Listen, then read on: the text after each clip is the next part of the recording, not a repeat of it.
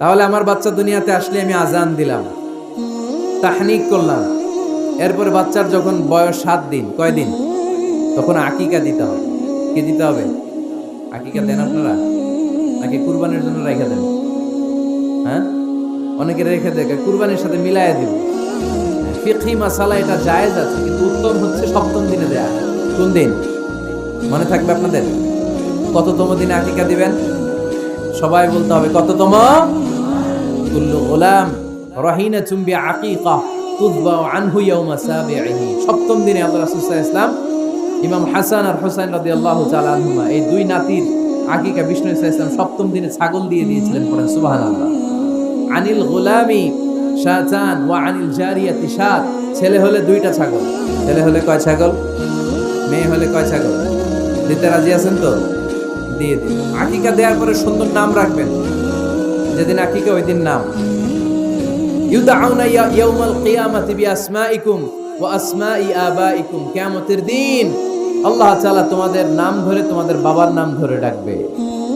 আল্লাহ বলবে মিজানুর রহমান ইবনে আলী আহমদ ইবনে জাইনুল আবেদিন, দাঁড়াও দাঁড়াও, বাবার নাম দাদার নাম বলে বলে আল্লাহ ডাকবে, দাঁড়াও।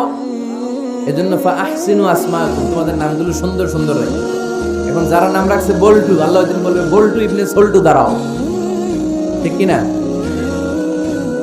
তো বল্টু ইবনে সল্টু ইবনে জন্টু, তখন বল্টু সল্টু জন্টু, দাদা বাবার ছেলে দাঁড়াবে ওই দিন।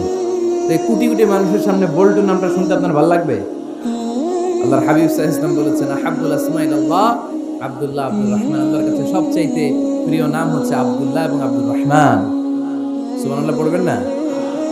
সুন্দর সুন্দর নাম রাখবেন, নামগুলো সুন্দর রাখার চেষ্টা করবেন। লিকুল্লি ইসমিন আযার, প্রতিটা নামের একটা প্রভাব আছে। আপনি জল্টু রাখলে ওটা জল্টুর মতোই হবে, আপনি সল্টু রাখলে সল্টুই হবে। আর আপনি যদি রাখেন খালিদ বিন ওয়ালিদ, এটা খালিদ বিন ওয়ালিদের মতো বাঘের বাচ্চা হবে। এই জন্য নামের প্রভাব আছে, নামের impact and influence in your life এটা অনেক বেশি। সুন্দর সুন্দর নাম রাখবেন। 7ম দিনে সর্বশেষ কাজ হচ্ছে বাচ্চার মাথার চুল হালাক করে দিবেন, শেভ।